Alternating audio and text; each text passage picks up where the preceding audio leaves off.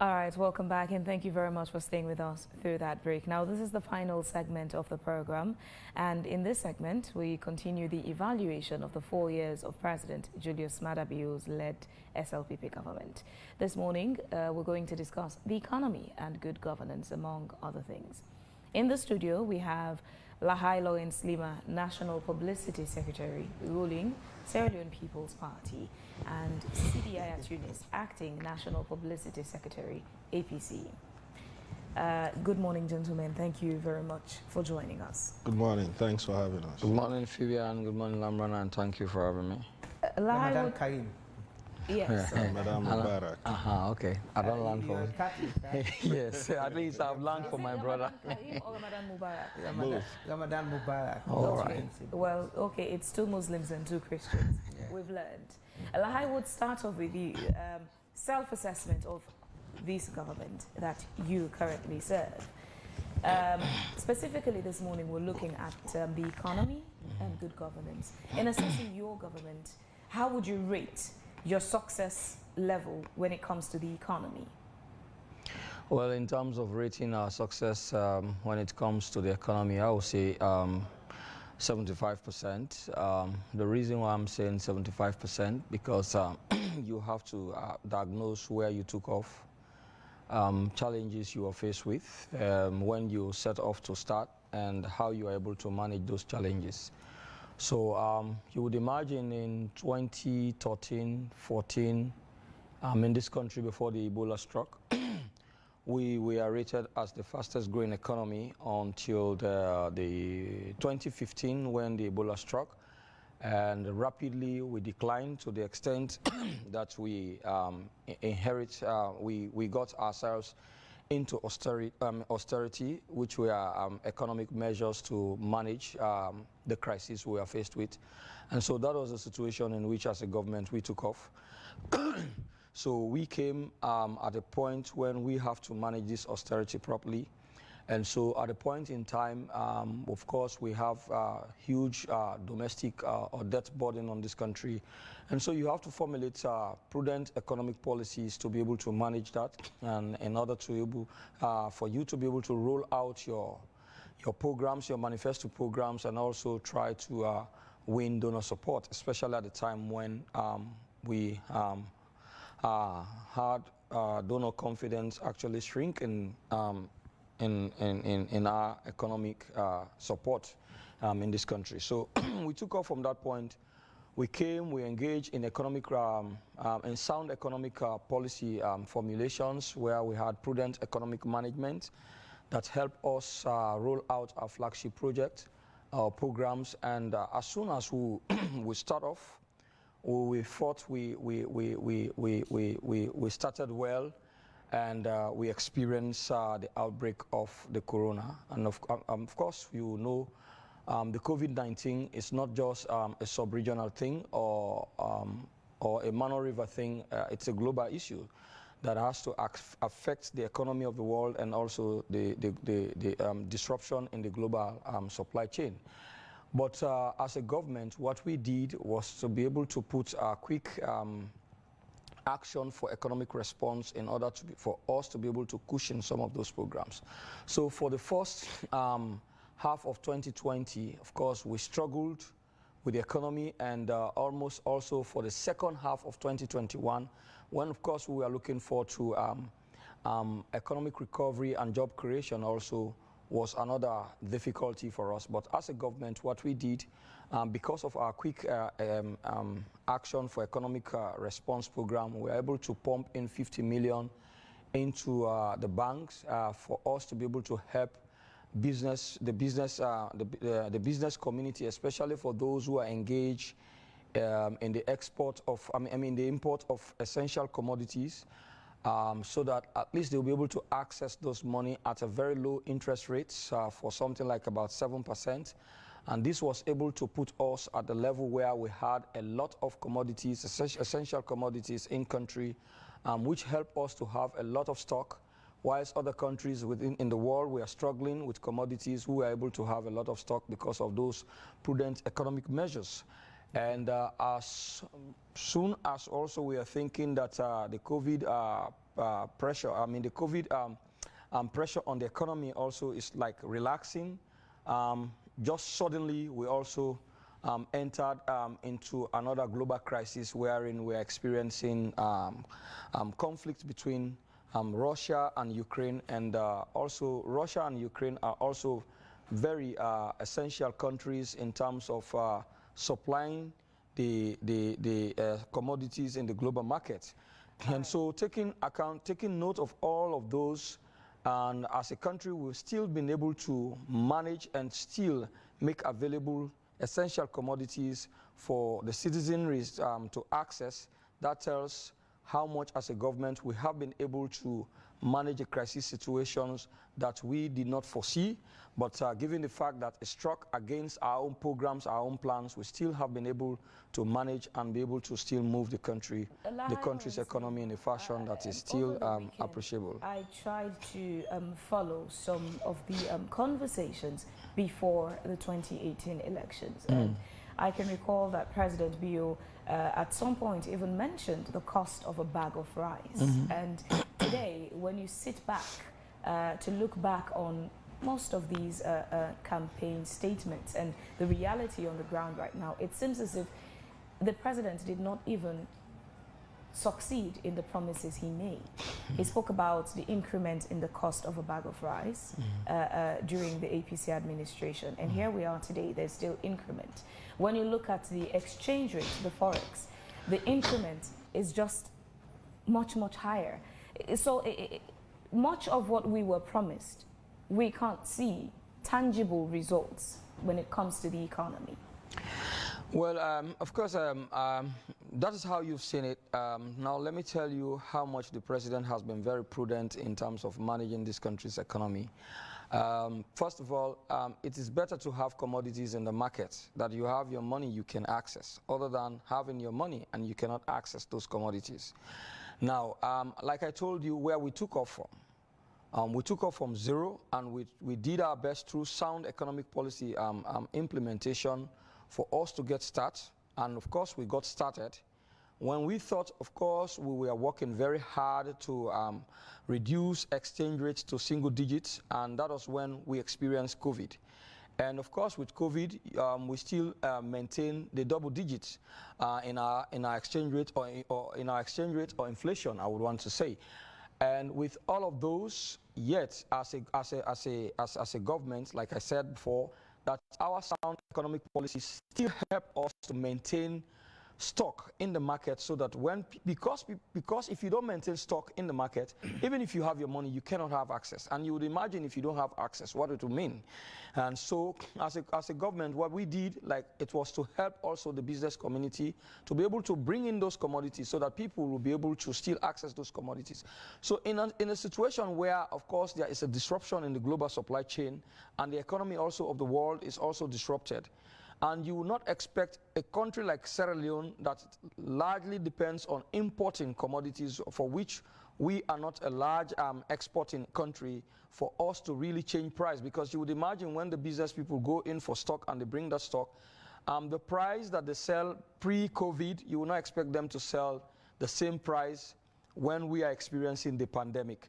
And so, but what we have done as a government is to be able to make sure that commodities are available for the citizens to access. And so that is what we have done. And even with that, we've still done our best to still keep it at the minimum, where at least people will still be able to access. And not just that, as a government, we also, within the COVID period, we tried as best as possible through the NACSA program to dish out direct cash transfer to vulnerable groups. Say, for instance, the disabled, and also women who are widows who could not afford daily subsistence. Our government came in to see how best they can support those groups, so that they will not feel much the impact of the crisis we faced in the economic situation in the country. And the biggest part of the problem we face when it comes to the economy is, again, the leones against the dollar, particularly, the pounds and euro, but particularly against the dollar, which contributes to, you know, a rippling effect of increment of prices of commodities. Now, very recently, we were still with the fuel saga. Again, it was not unconnected to the dollar exchange rate. So every other thing else gets affected directly. And when you check the increment from 2018 to now, it's so high. With the black market, it's about 13,000 some hundred leones currently for $100, which is for $1, which is way high. And that in itself is a big problem, and the government hasn't been able to address that. It's making commodities, the price of commodities higher. Salaries of people remain the same. All right. So when commodity gets higher and you still have access to them, it tells you the government is doing its own bit. And this is not a crisis that is only faced with Sierra Leone, but it's a global crisis. Like even when I was coming this morning, I had Lebanon is also struggling in trying to tackle situation of this nature, especially when they depended on a country like Ukraine for wheat and for them to be able to produce bread.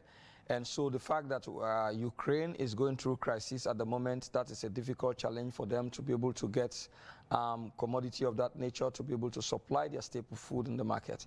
Check, for instance, as well, Russia is a big producer or contributor for the supply of diesel, right, to the world market. And now with the crisis of that nature, and given the fact that Russia has also been suspended by the West from the global financial systems and also sanctions placed on them, it's also even difficult to even buy commodities, especially for countries like Africa, to buy commodities from countries like Russia, or also even access commodities from Leema, countries like Ukraine. So these are, please. We're assessing the 4 years of the government. And what you're talking about is the recent case of less than 6 months ago. 2018, our exchange rate, the dollar versus the leones, was something around, I think, 6,000 or 7,000. And here we are today, 4 years down the line, it's at 13,000 some hundred. That's exactly. And it's not a change that started with the Ukraine-Russia crisis. This trend started way before Ukraine and Russia, way before they decided, Putin decided he was going to invade Ukraine. Exactly how I've been flowing to the point where you interrupted me, but I will still go back to where I started so that I still keep the flow going, and then I still continue from where I stopped. Now, I started by telling you and the public that we started off with where we took off from austerity, and we did our best to do sound economic policy implementation for us to roll out our flagship project and win donor confidence. And when we thought we have started well, and then we got the COVID-19 struck, and what we were left with was for us to be able to also tackle the livelihood sustainability of our citizenry, for which government was focused to do to ensure that we keep the stock liquidated, the stock markets liquidated, by also even helping the business community with loans through the financial systems. By government deposited $50 million into the financial market, for which exporters could access, and at a very low interest rate. These are all measures government is taking for us to keep the financial markets, the supply chain liquidated. Now, from that, I said these were all measures taken by government for us to be able to stabilize the impact of the COVID, especially at a point when we were taking off from economic recession, and when we thought we have arrived, we've experienced crisis of this nature. And that notwithstanding, when we've taken measures of this nature to cushion the impact on our citizenry, and when we thought at least the COVID pressure is a bit relaxing on the economic depression it has caused for us, from nowhere, the Ukraine and Russia crisis came in again, that is also impacting the global supply chain, that also has impact on countries like, African countries that had no systems. Because even when countries like Russia have been suspended by the West from the SWIFT system, there are countries in Europe who can still find ways to trade with Russia, but in Africa, we are not prepared for that. And so you would experience that the impact will be greater on us. But as a government that has been very prudent in its economic management, we've been able to still keep stock within the market. So in spite of the fact that the crises are affecting the global supply chain, as a country, we still have access to commodities. And as a government also, we are taking measures, prudent measures, to see how best we can ration those commodities so that the impact will not be too much on our citizens. 4 years ago, this government said you inherited an economy that is on life support. Has it been resuscitated? Well, yes, in terms of resuscitation, because if you inherit an economy that has been on life support, yet you still maintain the trend amidst challenges, it means, yes, you've done your best, that even though you took over from nowhere and you've faced with crisis, yet you've been able to design strategy to be able to support the kind of life support economy that you inherited, to still to still suppress the impact on the people. It means that you've worked very hard to resuscitate the life support economy you took off from, especially when with the COVID we experienced lockdown, we experienced stock in the flow of commodities and also the free movement of people.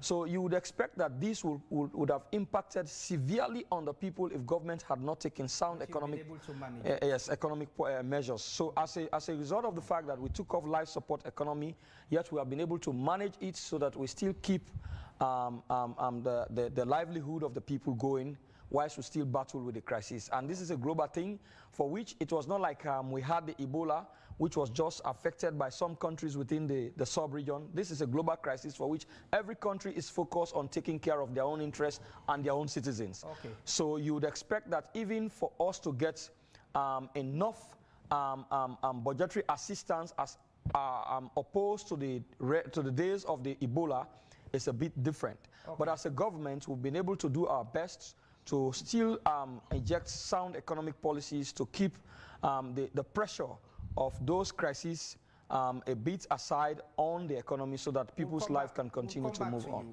Sidi, we moved into elections around 2018 when in 2017 the government already announced austerity measures, and the government now announced that they inherited an economy that was on life support. Things were bad. You know, the dollar itself to the leones was depreciating, and the economy was bad then.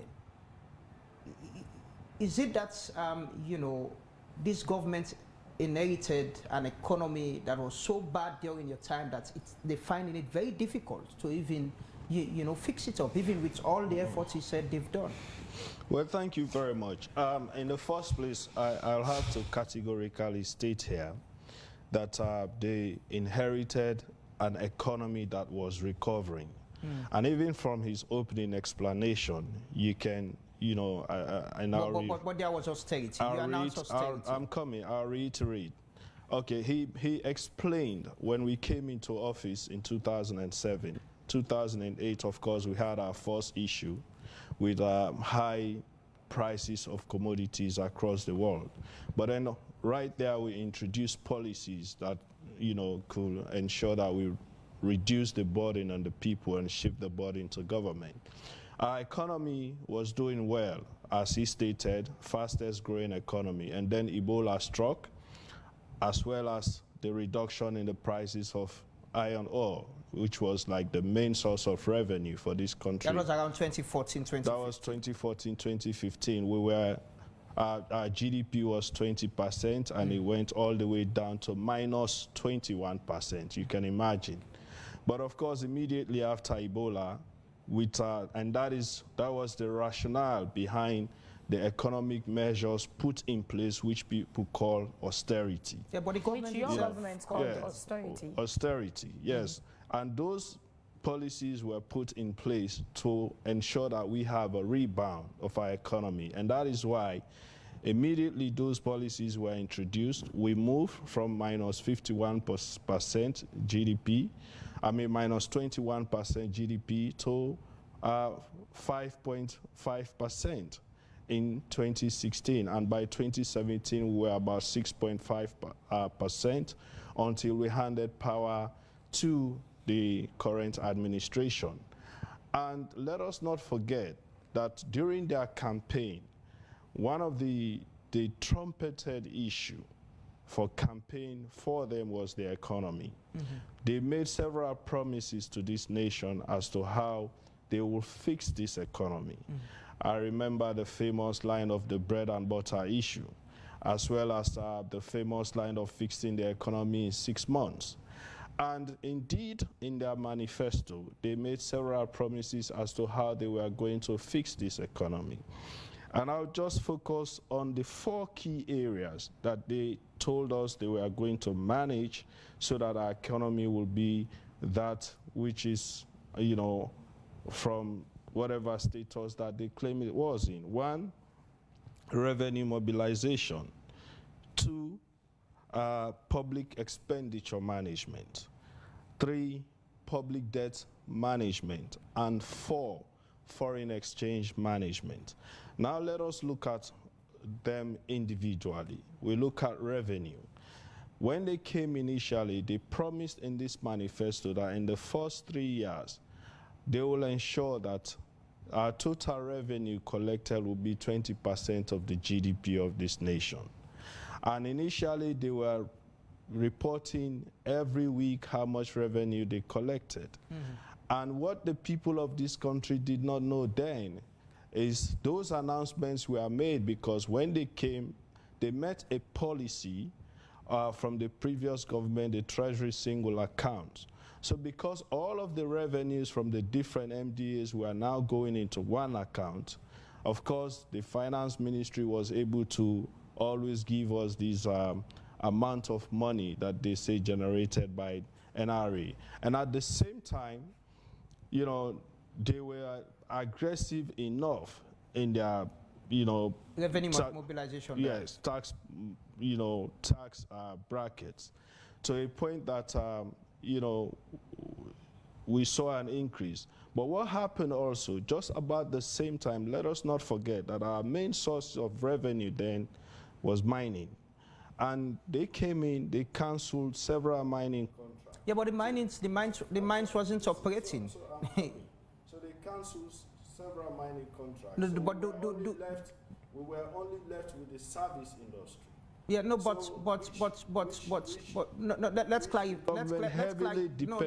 let's clarify that point. SL Mining operated when this government came to power. They even had their first exports. The Marampa Blue was under this administration. And by the time they came, African Mineral Shandong was already closed. They weren't operating. Well, that is not entirely the case. Yeah, but I just wanted us to clarify no, that. that is why I'm saying that is not entirely the case. I mean, we all saw the tussle between them and SL yes, Mining. They later had issues with SL Mining. That is why I'm saying SL Mining operated so that is why I'm saying that affected the revenue mobilization drive, whichever it is. We were left dependent on the service industry, which became heavily taxed, and some of them could not survive. So our revenue mobilization stream went down. And then moving away from that, let us go to public expenditure, which they promised they will manage. Clearly, they didn't do a good job in that. In fact, they have done a terrible job in that, to a point that when they came in, they created all sorts of jobs. And the first thing is our wage bill quadrupled from where they met it, to a point that you know, it is now very difficult for them to even meet paying salaries. In addition, the wage bill will go because they recruited more teachers, more nurses, and people in the forces as well. Come on, They've Lamran. argued that we've had that discussion here several times. Come on, Lamrana. Let us look at the percentage of salaries paid to teachers and nurses. What is the cadre of the nurses and the teachers that they've hired? What is the average monthly salary paid to these teachers and nurses?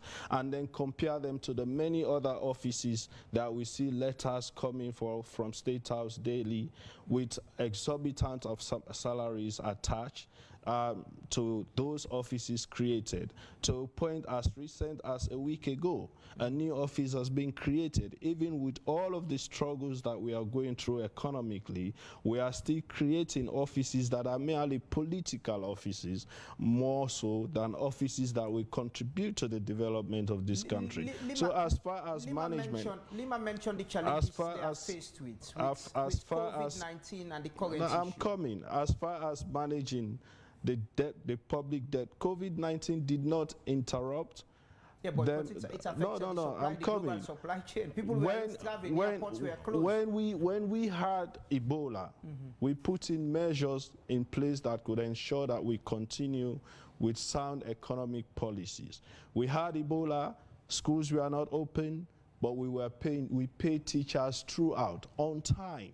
We were able to manage our economy in a way, we were able to take care of the needs of the people of this country. And that is what every responsible government does. COVID-19 did not stop them from creating more offices. COVID-19 did not stop them from doing frequent travels that cost us hundreds of thousands of dollars regularly. COVID-19 did not stop them from taking up all of the extra expenditures that we can cut down to ensure that we are able to manage our public expenditure well. You know, COVID-19 did not stop all of these. And let us not also forget that, like Ebola, no matter what you say, we still receive support from the international community for COVID. And most of the interventions that we undertook as a nation, as far as it relates to COVID response, these were, you know, expenditures undertaken by the international community. On our own, we are generating revenue through COVID-19, through testing and other things. How we manage those revenues, we don't know. We all saw the audit for COVID, the amount of monies that were misappropriated, you know, meant for COVID-19 intervention. So, I mean, we cannot use COVID as an excuse for such bad management of public expenditure. In your own general assessment, earlier you mentioned how when this government came, they increased revenue mobilization. You've mentioned debt, handling of debt and fiscal management as well.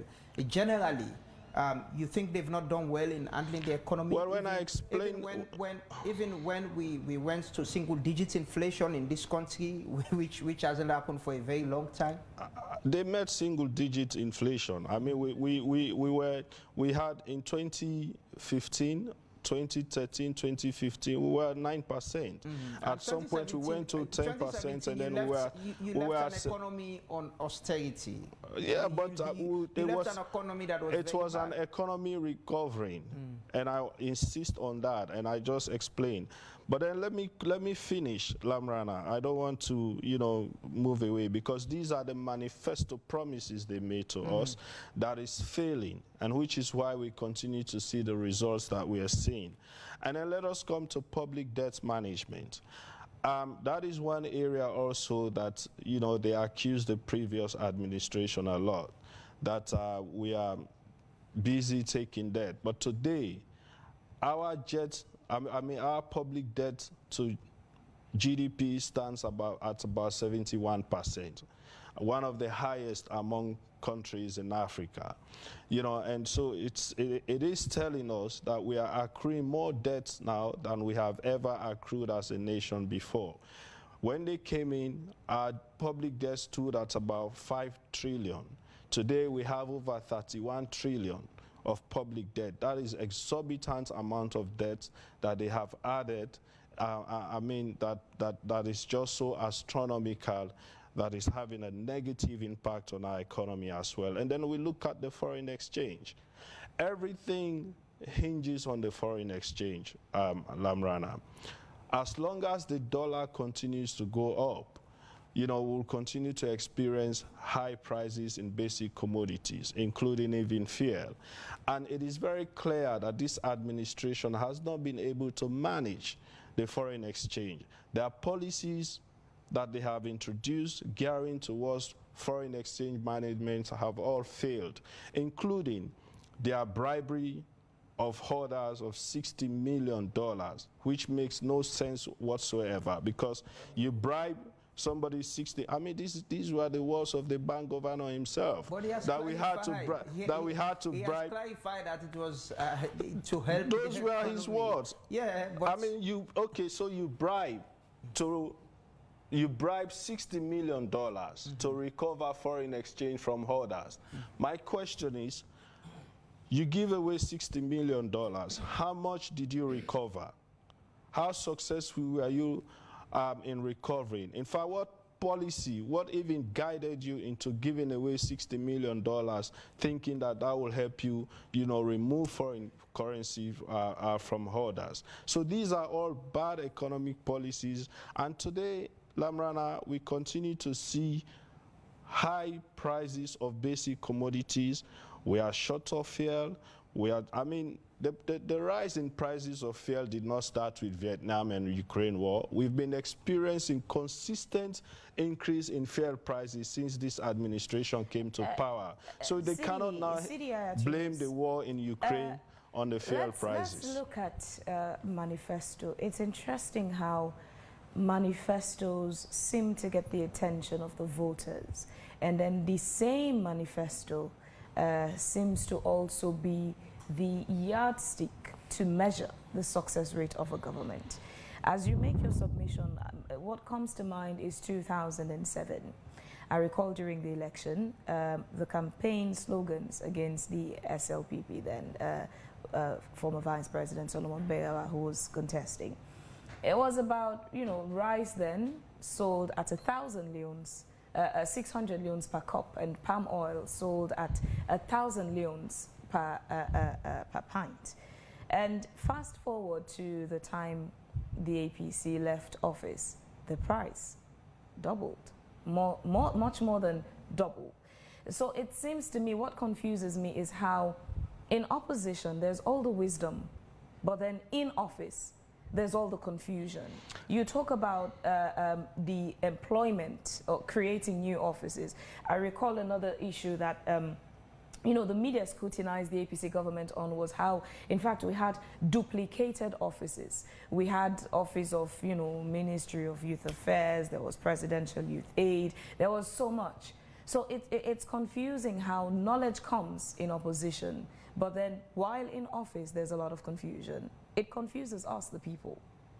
Well, if you understand the manifesto promises, I don't think there will be any confusion. In the first place, in 2000, we are not in governance, so I don't see how we have to go back to the APC administration of 2007. We are talking about President Bio's 4 year in office. Yes, Tunis. But in any case, let me explain. And listen, this we repeatedly saying that governance is continuity. So if we're looking at the continuation of government, it starts from way back to now, because some of the things happening are not 1 day, 2 day, 3 days activities. They stem from the history of governance. So okay, that's the background. In that case, let me explain. In the first place, when we came in, our manifesto was designed in an agenda that we put forward to this country. And the agenda had 5 key areas. We called it the Agenda for Change.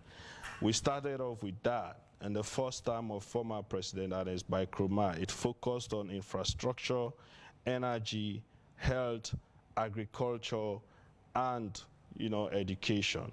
And in all of those, we made tremendous improvement. You look at infrastructure, you saw the massive construction of roads across this country.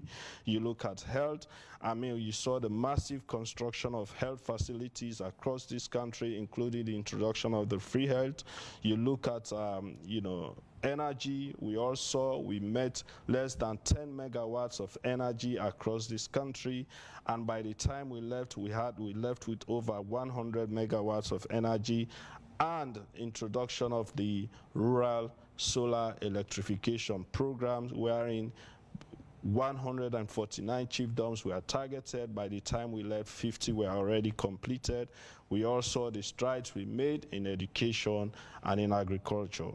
So our manifesto was targeted, and in any case, like I stated earlier, even with the prices of commodities, the rise in prices of commodities, we were able to introduce subsidy just so that we'll be able to remove the burden on the public and put it on government, which is the direct opposite to what we are seeing now. What we are seeing under this administration is burden removed from government and shifted to the general populace, people who cannot afford the burden to be shifted to them. That is why When we see the fuel increase, it hits the people. The increase in the prices of commodities, it hits the people. The increase in the prices of even the things that we grow here ourselves, the pepper, the onions and other things, it hit the people. So that is exactly what I'm saying as far as managing the economy is concerned. Honourable Minister, you add Sidi and his comments. I see you've been taking notes completely. You've been patiently writing down his comments and taking notes. What's your response to him? He's saying you've not been able to handle the economy. Well, of course, I will not expect anything from him except that, and he has to do his job. But let me just clarify some of the things he mentioned. I'm very happy that I gave him consistent listening while he was talking so that I'm able to pick up his contradictions and all. Now, he was actually arguing that if they did not live in austerity, but yet we are on economic recovery. But at the same time, he was also talking about, yes, economic recovery, but he also failed to avert his mind to the debt burden they left on this nation, especially when they were not transparent about how they even handled local debts within the country. What they used to do, like, for instance, they will engage on local contractors. For instance, if they want to undertake, say, a 1 billion project, they will just give a check, for instance, to the contractor for something like 500 million or 250 million, and then they take to Sierra Leone, to the Bank of Sierra Leone. And when they go to the Bank of Sierra Leone, there is no money for them to actually pay off the contractors. So over time, those kind of debts actually locally accumulated to the extent that it becomes bothersome on the nation. And so as he was talking of economic recovery as against austerity, while he was struggling, of course, this was when we started experiencing, in fact, the debt burden locally and internationally on this nation when, of course, the Ebola struck and when they themselves declared the austerity measures. So it was within that period that we actually took off. And so it was when the World Bank actually stepped in, we are supposed to be transparent in how we manage our debts. And so that is even why this administration tried as best as possible to ensure that the debt we pay, it is automated. So as soon as the month ends, it's actually pay off. It's cut off from the revenue government has mobilized. And so this is how we have been able to engender transparency in how we handle the debt burden that they were not transparent about, that they left over 300 million United States dollars that was even verified by the Audit Service Commission. Now, the other issue also I took note of while he was talking was he talked of revenue mobilization. Yes, we talked about bread and butter issue and how we are going to also engage on revenue mobilization. Yes, when we came in year after year, say for 2018 to 2019, we were able to generate or to mobilize at least 1 trillion a year from 2018 to 2019. And even in COVID, we are able to still generate over 1 billion that even exceeded the 2019. That is in 2020 that exceeded in 2019. So this is also to refute some of the claims he made.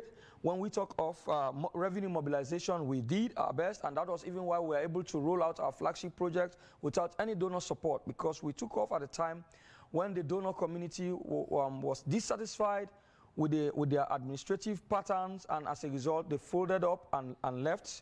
And so we came in with sound economic management, and we were able to encourage them. Even when we rolled out for 3 months, we were able to take care of our own activities. They were able to have confidence in us, and we engaged on a very sound and fruitful negotiation for us to kickstart their support to us. But there is one thing I took note of when he was making mention of the things they did in terms of road constructions, in terms of agricultural boost, as he was saying, and also import of certain commodities he was talking about. So I took note of something that 2 things actually boost economic growth in any nation. One has to do with import substitution and also export promotion. Let's take, for instance, we've really run out of time. And, can I conclude, please, so that at least, yes. Yes, in a few seconds. Yes, so okay, let me conclude on this. So like I was talking of two things that boost economic support in any nation, which one has to do with import substitution and two has to do with export promotion. Let's take, for instance, the salmon production. Now, they are producing a lot of palm oil for us. And now we have two refinery companies in this country that are helping us to refine those palm oil into vegetable oils. So today, we are not importing vegetable oil again in Sierra Leone. And now we are exporting vegetable oil to our neighboring countries like Guinea, Ivory Coast, and even the Gambia. So this is also helping the economic boost in our country. And also you talk of what we are doing as well. We've had two construction, steel construction company going on for them to start see how best we will be able to reproduce scrap metals in Sierra Leone. Because we are talking of time now, I'm rushing. For us to begin to see how best we can reproduce scrap metals in Sierra Leone, but in the middle time, what we have tried to do as well is to see how best we can produce iron from the iron ore we are mining in this country. And all of these will help boost the economy in this country, that it will not only provide resources for the government, but it will also create jobs for the citizens, and at the same time put money in the pocket of citizens. So the government is doing a whole lot. Even for today, we are talking of, in Kenema, we are now producing today cocoa liquor. You understand? This is also how much we are trying to do value addition in our local products we are producing. So the, also on timber, with Myro is also trying for us to begin to produce plywood. the process of that is going on. So what we are doing, yes. Exactly. So what we are doing a lot. We are doing a lot to inject life into the economy of this country, and that's what we are doing. Having this conversation, exactly. In subsequent we're way past 10 o'clock now, and this program should end at 10. Well, this is where we'd like to say thank you very much, gentlemen, for your time to be a part of the program. This is what would end today's edition of Wake Up Sierra Leone. Our quote for today's program says, "We must be unapologetic and unequivocal in our opposition to corruption, widening social inequality and indifference to the plight of the poor in Sierra Leone." A quote that comes from Dr. Ali Kaba, former Sierra Leone's permanent representative to the United Nations from 2019 to 2021. Thanks to our guests for joining us this morning, and to you, our viewers, as well, for being with us these 2 hours. Thanks to our sponsors, Local Commercial Bank and Chicken Town. Wake Up Sierra Leone returns tomorrow. Till then, we have been your presenters. I am Amadullah Mwanaba. And I am Phoebe Swill, wishing you a lovely day, as we apologize for not reading out your messages in this segment and apologize to the gentlemen for the time. Cheers.